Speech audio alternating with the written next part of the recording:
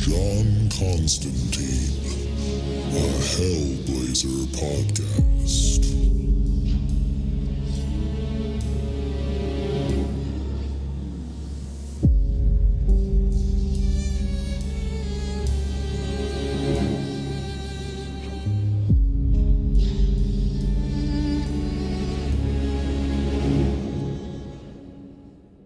Hey there, everybody, and welcome back to John Constantine, a Hellblazer podcast. Today, we are reading Hellblazer number issue 149. And just a little catch up on what's been going on.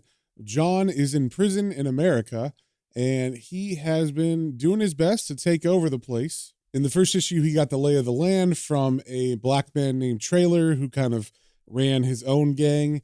And Trailer gave John a tour of the prison and all the other gangs so that John would know that Trailer's his friend and is really going to look out for him. But actually, Trailer just wanted to make John his bitch. And when Trailer and his guys tried to enforce that, John was able to scare the shit out of them, quite literally, in the showers. And so everybody's kind of aware that John is someone not to mess with in the prison anymore. And especially since he's made friends with the man who runs the Lifer gang in prison, and his name is Mr. Stark. And John has somehow convinced him that they should co-run this prison. So John and him are kind of working together. But not everybody likes that Mr. Stark is working with John because John is not a lifer, meaning he didn't murder anybody and doesn't have life in prison. So some of Mr. Stark's lifer friends are not happy with this arrangement. So Mr. Stark takes it upon himself to make John a lifer by killing a guard and putting the knife in John's hand and making it look like John had killed the guard. And that is where we left on the last issue, with John having a bloody knife in his hand as a dead guard is at his feet in the gym, and riot police bursting in to catch him standing there red-handed. So first things first, with issue 149, we got the cover. There's the same bars motif as all the other issues so far, and the three horizontal panels as usual. And in the top panel, we have two guards looking at us. In the middle panel, looks like there's been a riot or something because there's a bunch of trash and things are on fire in the common area of the cell block. And in the bottom panel, we have John Constantine sitting in the dark. He has his knees pulled up to his chest, and he's hugging them, and he's also biting his thumbnail. Kind of like he's either worried or maybe he's thinking about something. And we also see on the cover that this is written by Brian Azzarello with art by Richard Corbin. And as we turn to the first page, we start off with John in solitary confinement. And we see a guard walking down a hallway, and he's bringing John a tray of food. And also in the hallway, there is a phone that won't stop ringing right outside John's door. And we cut to the inside of John's cell, and he's just standing facing a corner, and his narration says, 964, 965. And we can assume he's actually counting the number of rings that have gone unanswered on that phone. Then we see the slot on the bottom of the door open, and the food tray is pushed in. And of course, the food looks very unappetizing. And there's pretty much just a piece of bread with something smeared on it and a cup of liquid. And as John sees it, his narration says, a hard little biscuit, buttered with shit, and a spot of piss to wash it down. Fucking brilliant. And all the while, the phone has continued ringing, and there's like a little hole at the top of the door with 3 bars, and John looks out of that, and it's almost like John can't take anymore, like the ringing is driving him crazy, because he begins to pound on the door and he says, hello, hello, hello, hello! But he stops suddenly because he senses something behind him, and as he turns around, he says, eh? Oh, hell. And then he turns around fully, and we don't see who he's looking at, but he says, was wondering when you wankers would show up. Then we turn the page, and we see who he's looking at, and it is all of his dead friends from the past in ghost form, and they're all standing under the light, and we can't see a lot of them, but some of the ones we can make out are Rick the Vic, Brendan, and Heather from the Garth Ennis run. And John says to them, do tell me one of you brought me a fag. And we also see on this page that the name of this issue is Hard Time Part 4. Then we turn the page, and we cut to a cell block where we see 2 guards on the second balcony, and as they're watching the prisoners, one of them walks up to the other and says, hey, McCoy, what's up? And McCoy answers, everyone's fucking dick, it seems. And then the first officer says, I hear you. Nothing like one of us 86 to liven these assholes' spirits. And he kind of says this with a smile on his face, and McCoy gets kind of angry at this, and he says, that's supposed to be funny? And the first officer answers, no, I'm just saying. But McCoy doesn't let it go, and he puts his finger in the first guard's chest, and he says, Yeah? You want to know what I'm saying? I'm saying Kelly was a goddamn good man. I'm saying the shitbird that stuck him deserves worse than rotting in the fucking hole. And I'm saying we're a bunch of gutless Nancys for taking this shit. Warden says tensions are high. Give him some slack. Fuck that. The first officer doesn't really seem bothered by that too much. He just says with another smile on his face, "Man, you think they're amped up? Take it easy." And McCoy fires back angrily, "No, I won't take it easy. That British fuck, he should die." And the first guard with a big smile on his face says, "Don't worry about him. He's in good hands. The Louis on duty, he's really turning the screws to the guy, ringing the phone off and on for hours, playing with the thermostat, smoking right outside his cell." And McCoy looks interested at this and says, "So?" And the other officer answers, "So he's driving him fucking nuts, right off the deep end. English fucker's gonna break."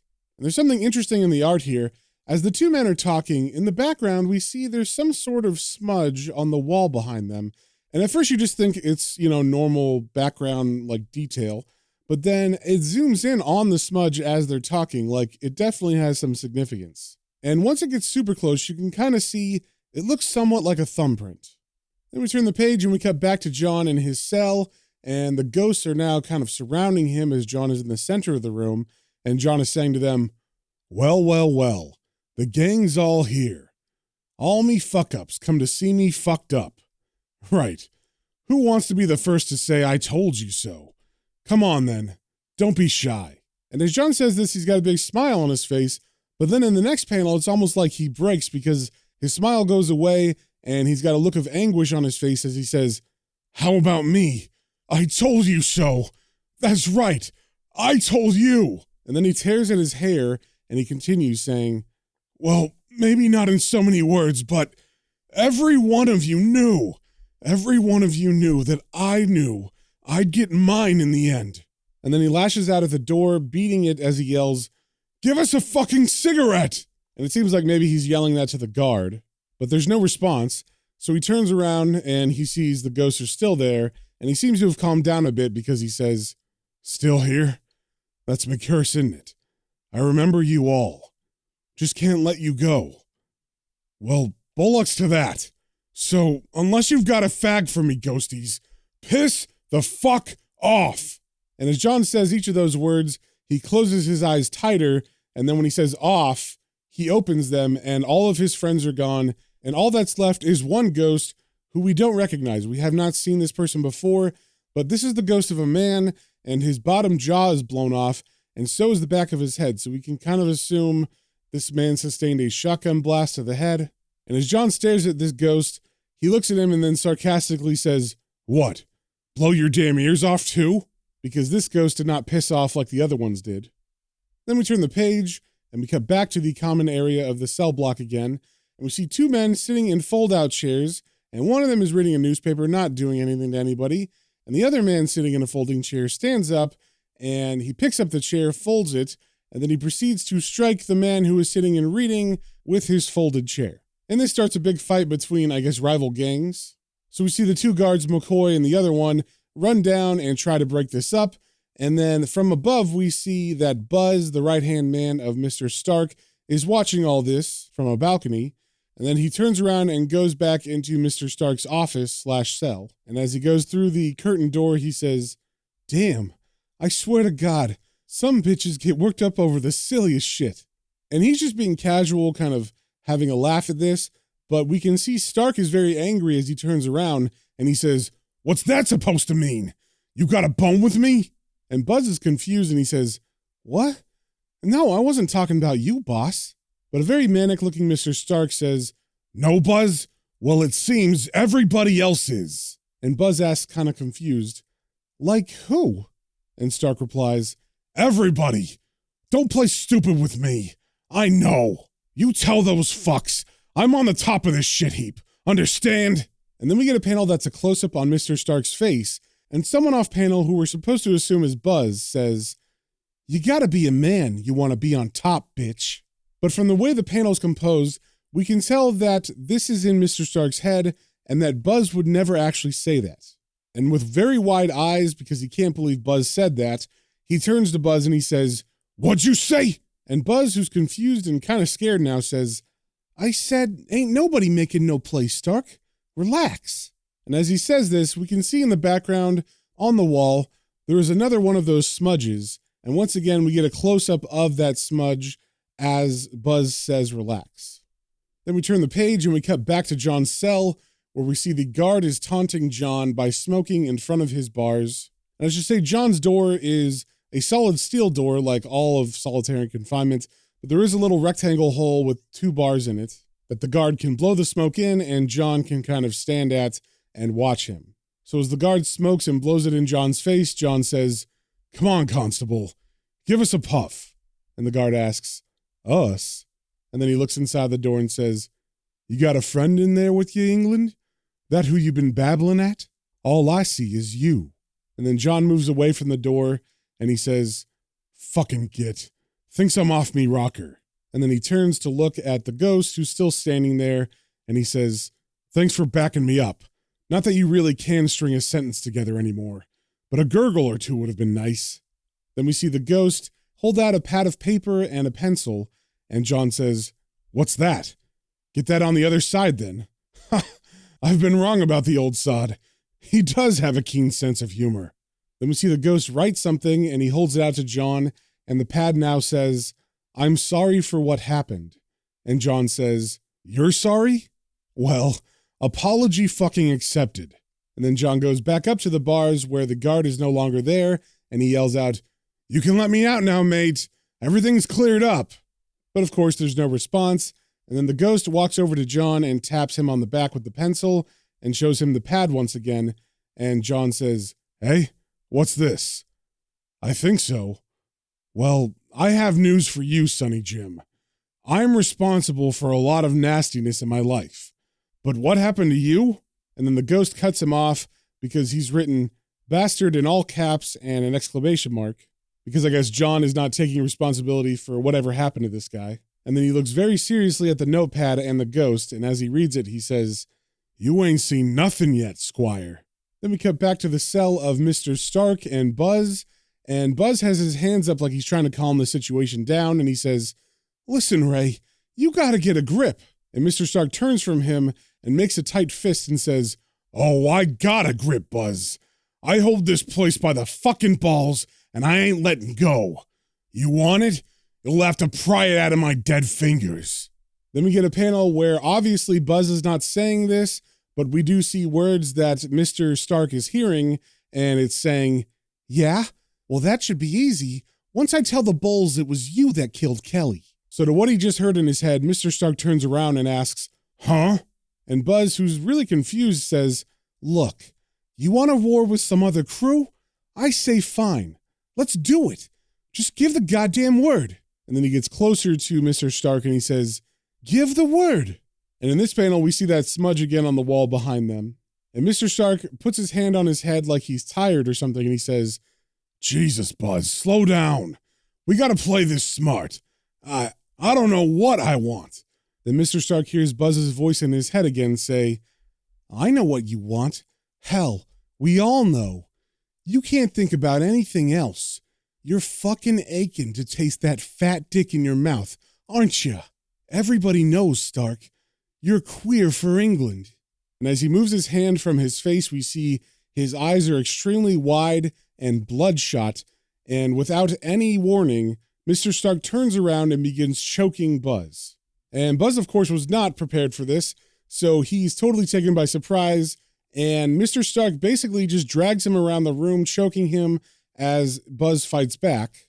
But Buzz can't do anything to break his grip, and eventually Mr. Stark wrestles Buzz out of the cell and onto the second floor balcony, and Mr. Stark proceeds to throw Buzz over the railing and on top of all the guys that were fighting, specifically the guards and the attacker from before, who they were beating with nightsticks. And of course, all the other prisoners look up to see what happened, and they see a crazed, red-faced Mr. Stark with wide, bloodshot eyes, and he's literally foaming at the mouth, and he's yelling, "Hurrah!" And the prisoners take cue from that, and they all begin to riot. Then we turn the page, and we cut back to John's cell, where he's still talking to the ghost, who is holding up the notepad, and it now says the word dog lick. We're not really sure what that means, but John takes it as an insult because he says, "I'd say you were trying to hurt me feelings, if I was a sensitive man. But I'm not. I've tried to be, but I'm just no bloody good at it. So why bother? You were right the first time. I am a bastard." And then he gets in the ghost's face and says, "The worst you'd ever want to meet." And then he backs off and continues, "But then, all of you people already know that." And then the ghost writes something on the pad and holds it up, and it says, "You're losing control." And John kind of smirks at that and says, "You might be right, lad. You might be right.